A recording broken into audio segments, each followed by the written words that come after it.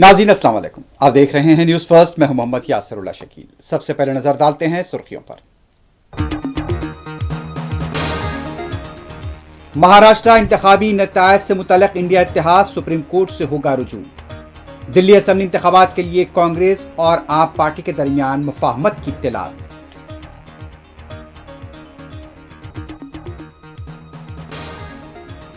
Parliament के दोनों ऐवानों में आज भी अदानी और जॉर्ज सोरोस पर हंगामों का इम्कान।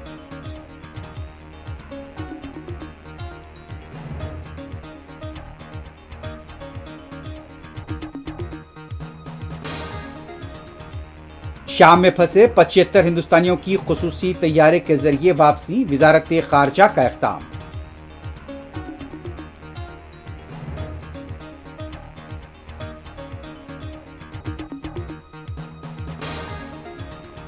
कश्मीर में दर्जे हरारत -5 तक चला गया।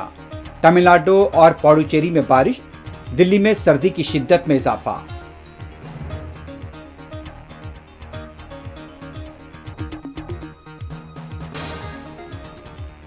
सीनियर तेलुगु अदाकार मोहन बाबू हॉस्पिटल में शरीक, मीडिया पर मुबैना हमले के सिलसिले में केस हुआ दर्ज।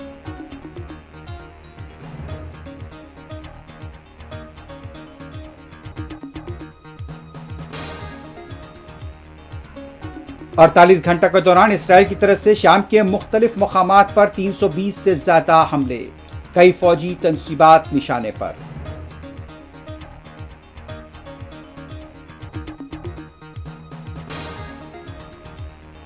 ईरान ने बशारुल असद को साथ न देने की मजबूरी बता दी थी, अरबी मीडिया का इंकशाफ।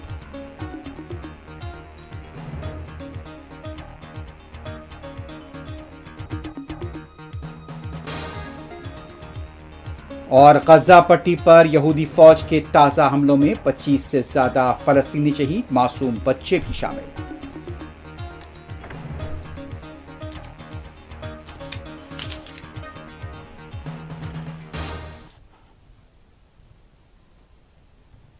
सुर्खियां आपने देखी है, बढ़ते हैं खबरों की तफसील की तरफ। सबसे पहले बात करेंगे इंडिया इत्तेहाद की तरफ से महाराष्ट्र के हालिया असम्बली इंतखाबी नतायज को लेकर सुप्रीम कोर्ट से रुजू होने का फैसला किया गया है।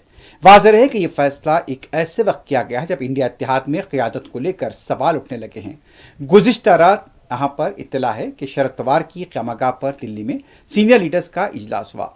इजलास के दौरान महाराष्ट्र के असेंबली इंतखाबात पर तबादला ख्याल किया गया और इसके साथ साथ ईवीएम के मुताल्लिक सुप्रीम कोर्ट में दरख्वास्त दाखिल करने का फैसला किया गया। महाराष्ट्र विकास अघाड़ी की तरफ से महाराष्ट्र के मुख्तलिफ इलाकों में ईवीएम को लेकर एहतजाजी मुजाहरे भी किए जा रहे हैं। वाज़ेह रहे कि जिस तरह के नतायज महाराष्ट्र में सामने आए हैं, महाराष्ट्र विकास अघाड़ी को शर्मनाक शिकस्त का सामना करना पड़ा है। लेकिन यहाँ पर यह कहा जा रहा है कि ईवीएम में मुबैना तौर पर धांधियां हुई थी, जिसकी वजह से विकास अघाड़ी को शिकस्त हुई है। ये विकास अघाड़ी का दावा है। अब देखना है कि यहाँ पर सुप्रीम कोर्ट इससे पहले भी इस बारे में वजाहत कर चुका है। अब देखना है कि यहाँ पर जो नई दरख्वास्त दाखिल होगी, इस सिलसिले में सुप्रीम कोर्ट की तरफ से क्या रद्द अमल सामने आता है।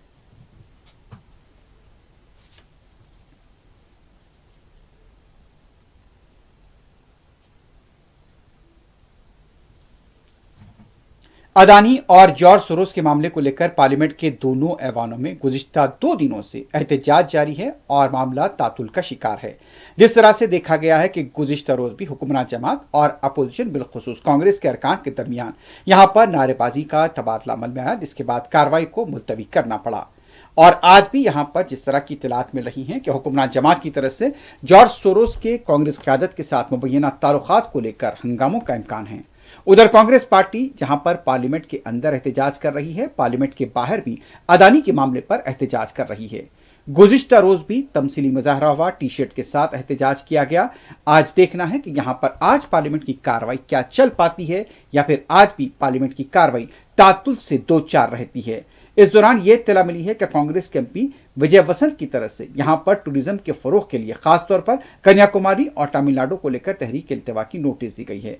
आप पार्टी के संजय सिंह ने दिल्ली में बढ़ते हुए जराइम को लेकर यहां पर तहरीक इल्तिवा की नोटिस दी है। अब क्या यहां पर आज पार्लियामेंट की कार्रवाई सुबह के सेशन में चल पाती है या नहीं, 4 टीवी की तरफ से इस पर नजर रहेगी और हम अपने नाज़रीन को इससे इत्तला देते रहेंगे।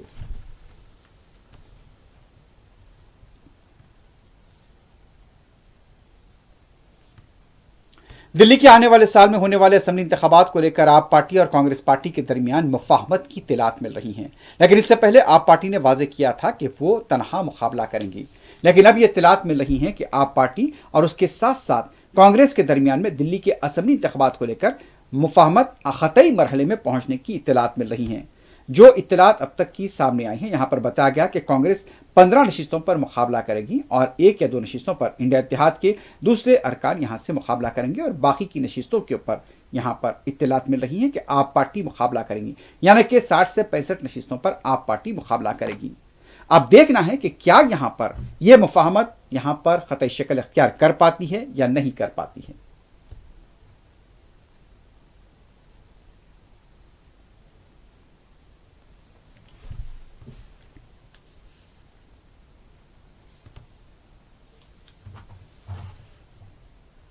शाम में बशर अल असद हुकूमत के खात्मे के बाद इस तरह की सूरत हाल है, उसके तनाजुर में हिंदुस्तानी शहरियों को वापस लाने का सिलसिला शुरू हुआ है। बताया जाता है कि यहां पर दमिश्क के एयरपोर्ट से तकरीबन 75 हिंदुस्तानियों को लाया गया है और ये इत्तलात बताई गई है कि यहाँ पर कई लोग यहाँ पर फंसे हुए थे। लेकिन जो इत्तलात मिल रही हैं कि खुसूसी तैयारे के जरिए 75 हिंदुस्तानियों को सीरिया से निकाला गया है और इसमें यह भी बताया गया है कि वहां पर 44 जायरीन थे जो जम्मू कश्मीर से जिनका ताल्लुक था, जो यहाँ पर सैयदा जैनब के वहां पर हाजिरी के लिए गए थे लेकिन वहां फंस गए थे। लेकिन अब उनकी वापसी हो रही है।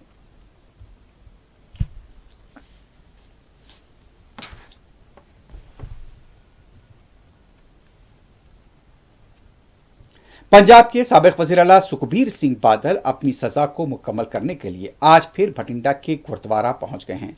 वाज़ेह है कि 2007 से 2017 तक जिस दौर में यहां पर सुखबीर बादल की हुकूमत थी, उनके बाद फैसलों को अकाल तख्त की तरफ से सिख मजहब की तौहीन करार दिया गया था और उन्हें सजा सुनाई गई थी। सेवादार के तौर पर यहां पर सजा सुनाई गई थी। गोल्डन टेम्पल के साथ साथ भटिंडा और दूसरे गुरुद्वारों में यहाँ सुखबीर बादल यहाँ पर सेवादार के तौर पर काम खिदमात अंजाम दे रहे हैं। बर्तनों की सफाई की जा रही है।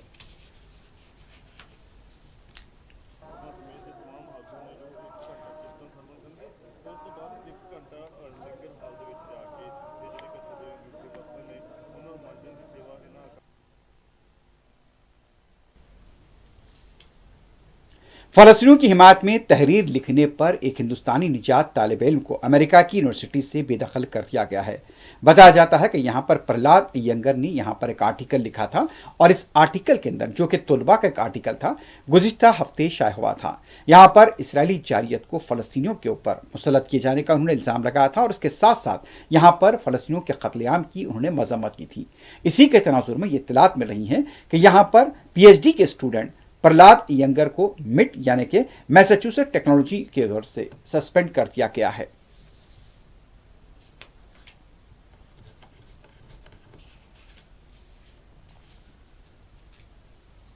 हरियाणा और पंजाब के सरहदी इलाके शंभू बॉर्डर के पास किसान अभी भी जमा हैं। किसान अपने मुतालबे को लेकर एहतजाज कर रहे हैं और उनका यह है कि वो दिल्ली के लिए उन्हें जाने की इजाज़त दी जाए। लेकिन यहाँ पर जैसा कि हम गुज़िश्ता 3-4 दिनों से मुसलसल ये बताते आ रहे हैं कि वहाँ पर बाबू दाखिले के पास शंभू बॉर्डर के कीलें भी काट दी गई हैं और किसानों को इससे पहले भी आगे बढ़ने नहीं दिया गया। पुलिस की कार्रवाई में बाज़ किसान यहाँ पर जख्मी भी हुए थे।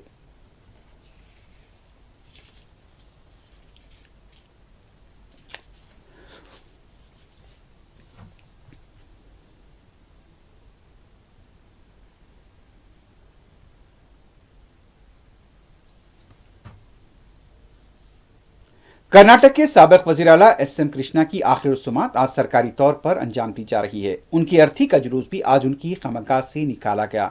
इस सिलसिले में देखा गया कि बीजेपी के कई लीडर्स के अलावा हुक्मरान जमात कांग्रेस पार्टी के लीडर्स भी इस मौके पर मौजूद थे। गुज़िश्ता दरमियानी शब उनका देहांत हुआ था। उनकी उम्र 92 साल थी। वो गुज़िश्ता कई दिनों से बीमार चले आ रहे थे। वहां पर वज़ीर खारजा के ओहदे पर भी वो फायज थे। अपने आखिरी अय्याम में वो बीजेपी में शामिल हुए थे।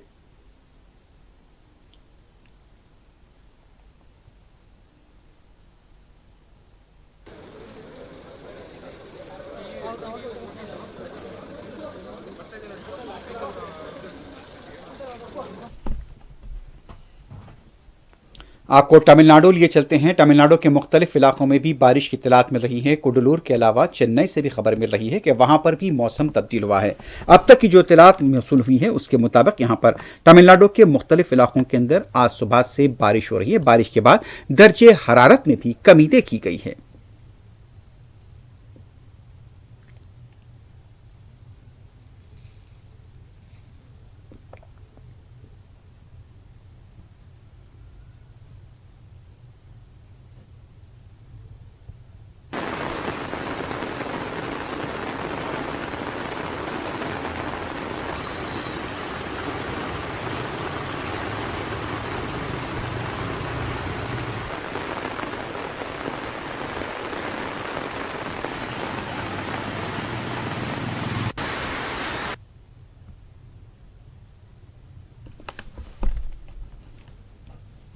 दूसरी तरफ पाडुचेरी के इलाके से खबर मिल रही है कि वहां पर भी सुबह से शदीद बारिश हो रही है।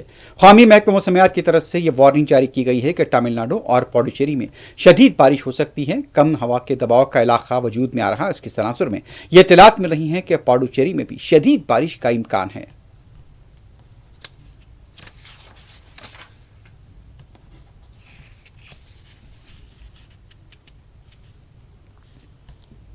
अब दारुलहुकूमत दिल्ली की बात करते हैं। दिल्ली में सर्दी की शिद्दत में जबरदस्त इजाफा देखा गया है। हालांकि यहां पर आलूदगी की सतह में कमी देखी गई है, लेकिन सर्दी की शिद्दत में इजाफा हुआ है और कई मुकामात पर कोहर भी देखा जा रहा है। सुबह के औकात में खासतौर पर सूरज निकलने में यहां पर ताखीर भी देखी जा रही है।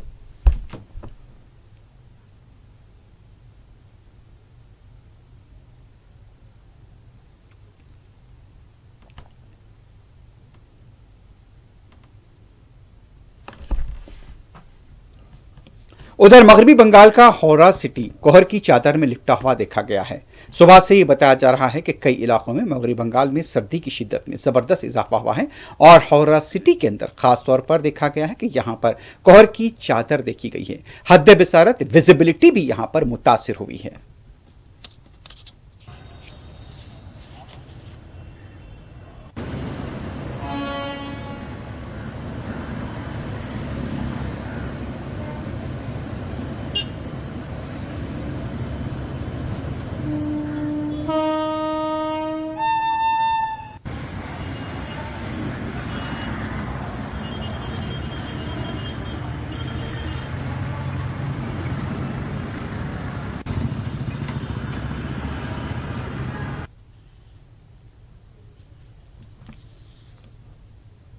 तेलुगु फिल्मों के सीनियर अदाकार मोहन बाबू के खानदान का झगड़ा सड़कों से जाकर पुलिस स्टेशन पहुंच गया है।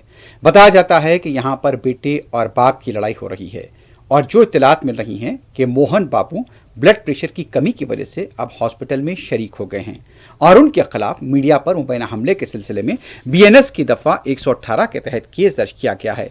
गुज़िश्ता रोज पुलिस की तरफ से उन्हें ये हिदायत दी गई थी कि वो पुलिस स्टेशन के रूबरू पेश हों, लेकिन आज सुबह की इत्तलात है कि मोहन बाबू इनकी तबीयत बिगड़ गई थी, ब्लड प्रेशर की कमी बताई गई और वो खानगी हॉस्पिटल में शरीक हुए हैं और डॉक्टर उनका इलाज कर रहे हैं।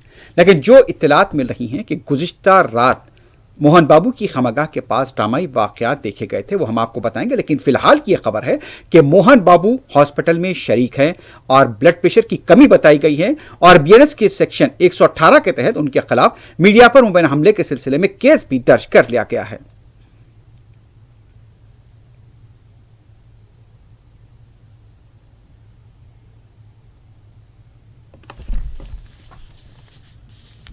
इससे पहले जलपल्ली में वाक़े मोहन बाबू की क़यामगाह के पास गुज़िश्ता रात ड्रामाई वाक़यात देखे गए।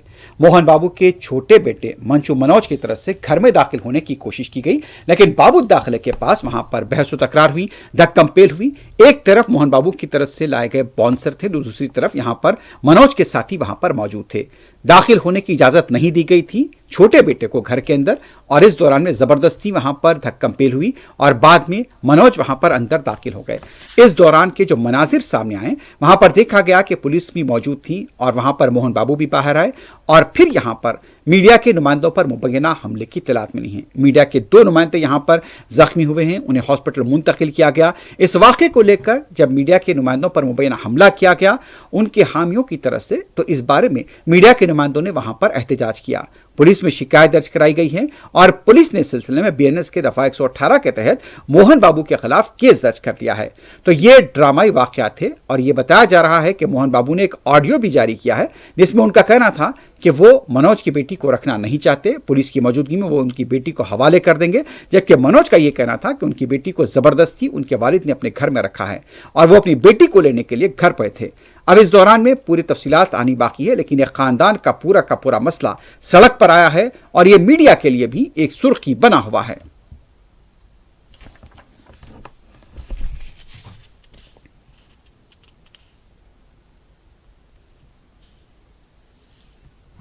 अब बढ़ते हैं बैनुल-अक़वामी खबरों की तरफ। सबसे पहले बात करते हैं इसराइल की। इसराइल की तरफ से शाम के मुख्तलिफ इलाकों, खासतौर पर फौजी तनसीबात और दूसरे स्ट्रेटेजिक तनाशों पर हमला किया गया है।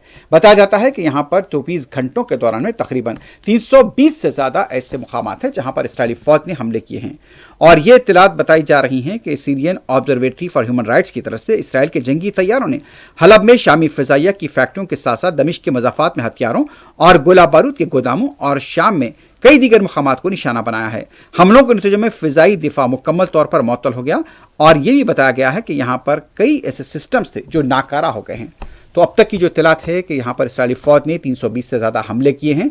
फिलहाल यहाँ पर चूंकि बशर असद की हुकूमत यहाँ पर बेदखल हो चुकी है, उबूरी हुकूमत यहाँ पर आई है। अब देखना है कि यहाँ पर मौजूदा चैलेंजेस से उबूरी हुकूमत किस तरह निपटती है।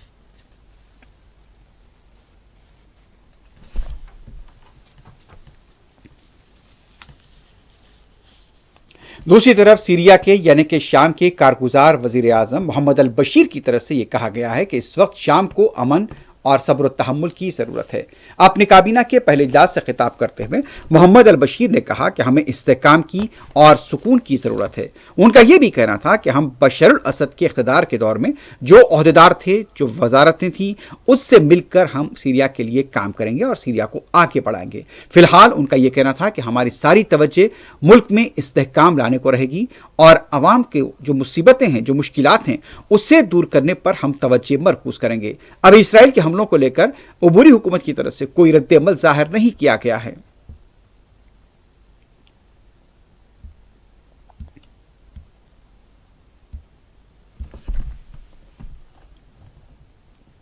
बात करते हैं गाजा पट्टी की। गाजा पट्टी पर 24 घंटों के दौरान यहूदी फौज की बर्बरियत में मजीद 25 से ज्यादा फलस्तीनी शहीद हुए हैं। अब यह बताया जा रहा है कि जबालिया रेफ्यूजी कैंप में सिर्फ 13 लोगों की शहादत हुई है, जबकि नुसीरत कैंप और दूसरे इलाकों में यहूदी फौज ने वहशियाना बमबारी की है। दर्जनों के जख्मी होने की इत्तला मिली है। रात भर कई इलाके यहां पर धमाकों से गूंजते रहे। उसके बाद चीखो पुकार की आवाजें हमेशा की तरह जिस तरह आया करती हैं। मासूम बच्चे भी यहां पर इस हमलों में शहीद पाए हैं और जो देखा गया है कि पूरी रात भर यहां पर गाजा के मुख्तलिफ इलाकों पर यहूदी फौज की बर्बरियत का सिलसिला जारी था।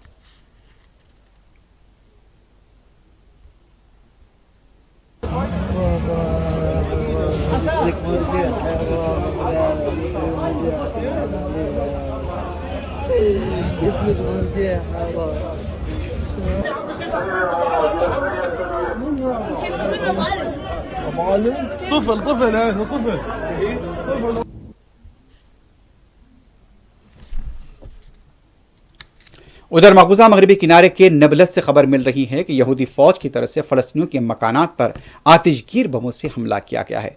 कई मकानात में आग लगी हुई देखी गई है। नबलस के साथ साथ रमल्ला, खलकिलिया, जनीन, हेब्रोन के ऊपर भी यहां हमलों की इत्तलात है। कई फलस्तीनियों को गिरफ्तार किए जाने के बारे में भी इत्तलात मिल रही हैं।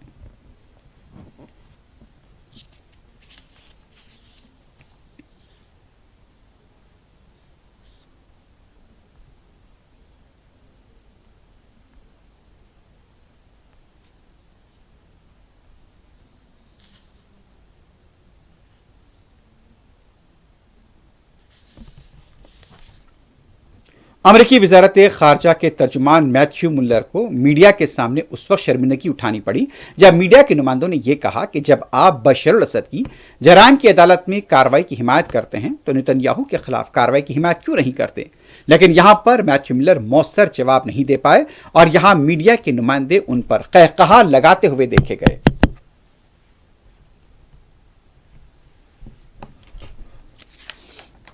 Said yesterday that the Assad regime or Assad himself should be held accountable. Will you support his application to stand in front of the ICC as a war criminal who committed crimes against humanity? So we support the work of the ICC. I know that obviously we have disagreed with their hold on. I'm gonna let me address you support the work of the ICC until they do something about So we have had a Israel. long. Let me just answer the question. you don't like it You at know all, what, Matt? or Let the me, US. Matt, let me answer the question because I was addressing that before you interrupted me. We obviously have had a jurisdictional dispute with them as it relates to cases against Israel. That is a long-standing jurisdictional dispute. But that said, we have also made clear that we support broadly their work, and we have supported their work in other cases, despite our jurisdictional dispute when it comes to Israel. But that said, when it comes to Assad, I suspect that before you ever get to the ICC, the people of Syria are probably going to want him to return home and stand judgment for his crimes in Syria. He's not going to return home. I mean, these are Russians under the Russians' protection. I doubt that he's going to. I mean, if he's not going to return home from Russia, I doubt he's going to transfer himself to The Hague, leaving Russian protection But there either. would be a case against My him. point being, should he ever decide he's willing to face accountability, or should the Russians decide that they don't want to continue to harbor a war criminal, there may be a whole range of people in.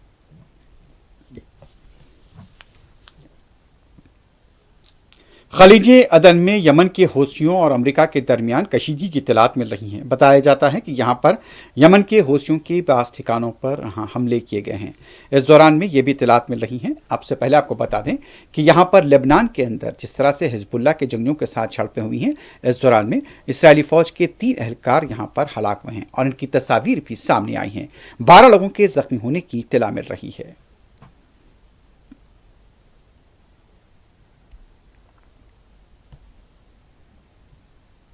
खलीज अदन में Yemen के हौसियों और अमरीकी बहरिया के दरमियान झड़पों की इत्तलात है। यह बताया जा रहा है कि अमरीकी सेंट्रल कमांड की तरफ से कि हौसियों के कई मफादात पर हमले किए गए हैं। खास तौर पर उनके मिसाइलों के ठिकानों पर भी हमले हुए हैं। अभी हौसियों की तरफ से इस बारे में कोई रद्द-ए-अमल सामने नहीं आया है।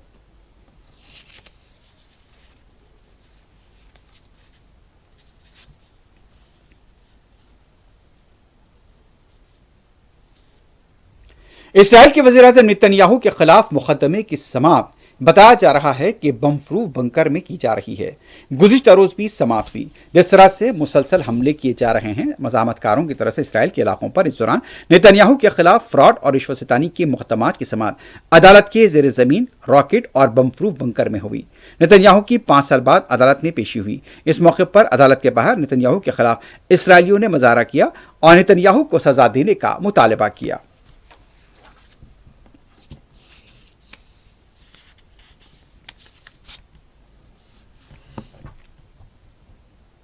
शाम के साबिक सदर बशर अल असद की हुकूमत की माजूली और उनकी मुल्क से फरारी को लेकर कई सवाल खड़े हो रहे हैं कि आखिर इतनी जल्दी बशर अल असद हुकूमत का यहां पर तख्ता कैसे पलट गया। इस दौरान अरबी ज़राए मीडिया की तरफ से ये इत्तला सामने आ रही हैं कि इस तरह के वाक़यात से पहले चंद दिन पहले इराक के वज़ीर ख़ारजा अब्बास इराक़ची शाम गए थे और शाम में अपने दौरे के दौरान उन्होंने वहां पर बशर अल असद को यह बता दिया था कि मौजूदा हालात में ईरान उनकी पूरी तरह से सपोर्ट करने से कासिर है, क्योंकि वो खुद भी इस तरह के हालात से परेशान हैं। अरबी मीडिया के मुताबिक ये बताया गया कि रूस की तरफ से भी ये कहा गया था कि हम भी इस मौक़िफ़ में नहीं हैं कि खुलकर ख़ास तौर पर फौजी तौर पर हम शाम की मदद कर सकें, यानी कि बशर अल असद की मदद कर सकें। अब्बास इराक़ची के साथ बशर अल असद की अशाइये पर बातचीत हुई, दोनों की मुलाकात हुई और इस मुलाकात के दौरान ईरान के वज़ीर ख़ारजा ने वाज़ेह तौर पर कह दिया था कि इस बार हम आपकी खुलकर तायद नहीं कर सकते। और नतीजा ये हुआ कि ईरान ने भी साथ नहीं दिया, ना तो अपने कुछ फौजी भिजाए, और दूसरी तरफ रूस ने भी मज़ाहमत के दौरान कोई मदद की। और दूसरी तरफ ये बताया जाता है कि जिस तरह से शाम में बदउनवानियाँ थीं, उसी के तनाजुर में बशर अल असद का साथ यहाँ पर उनके खुद के फौजी ओहदेदारों ने नहीं दिया। नतीजा ये हुआ कि 30 नवंबर से बागियों की जो कोशिशें शुरू हुई थी और वो आते आते 8 दिसंबर तक दमिश्क पर कब्जे तक पहुंच गई। तो इस तरह से दोस्तों ने आखिरी लम्हात में बशर अल असद का साथ छोड़ दिया।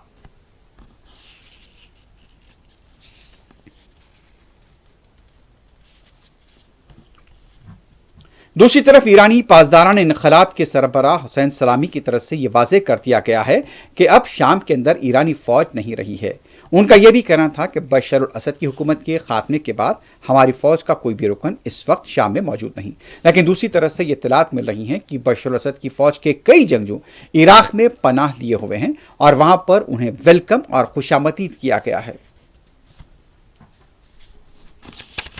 अल्लाहुर्रहमानुर्रहीम क़ातिलूहुम युअज़्ज़िबहुमुल्लाहु बिअयदीकुम व युख़ज़िहिम व यंसुरकुम अलैहिम व यशफ़ि। अब बात करते हैं जनूबी अफ्रीकी मुल्क कीनिया की। कीनिया में खवातीन के खिलाफ मुसलसल बढ़ते हुए मुबैना जराइम को लेकर बड़े पैमाने पर एहतजाज हुआ है और इस एहतजाज के दौरान ये इत्तलात मिल रही हैं कि यहाँ पर पुलिस को मुजाहिरीन को मुंतशिर करने के लिए आंसू गैस के शेल भी बरसाने पड़े। तो बताया जाता है कि कीनिया में 24 घंटों के दौरान खवातीन और दूसरों की बड़ी तादाद में एहतजाजी मुजाहरे हुए। खवातीन के खिलाफ मुसलसल बढ़ते जराइम को लेकर ये तंजीमें एहतजाज कर रही हैं। इस दौरान में पुलिस के साथ उनकी झड़पें हुई हैं। कई मकामात पर यह इत्तलात है कि यहाँ पर कई मुजाहिरीन इस कार्रवाई में जख्मी हुए हैं।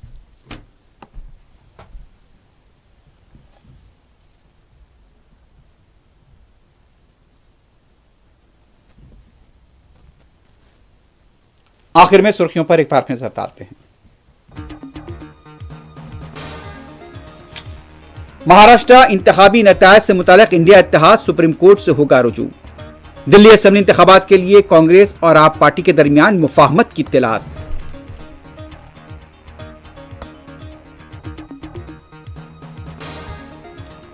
पार्लियामेंट में आज भी अदानी और जॉर्ज सोरोस पर हंगामों का इम्कान।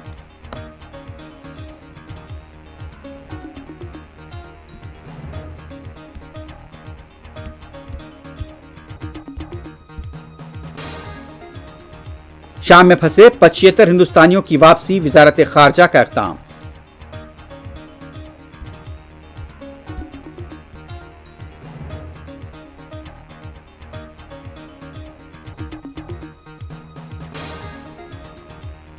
कश्मीर में दर्जे हरारत -5 तक चला गया।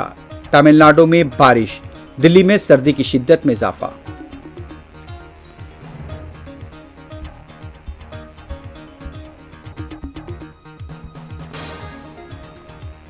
सीनियर तेलुगु अदाकार मोहन बाबू हॉस्पिटल में हुए शरीक, मीडिया पर हमले के सिलसिले में केस हुआ दर्ज।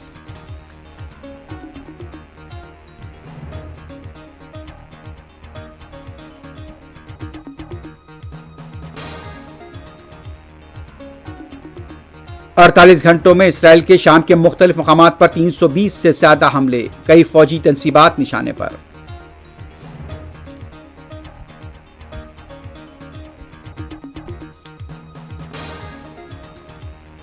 ईरान ने बशर अल असद को साथ न देने की अपनी मजबूरी बता दी थी, अरब मीडिया का इंकशाफ।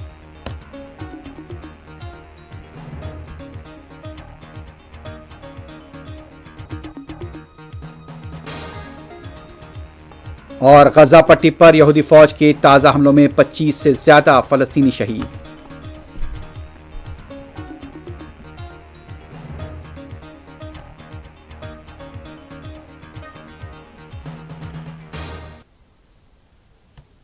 इसी के साथ ही न्यूज़ फर्स्ट अख्ताम को पहुंचती है। अल्लाह हाफ़िज़।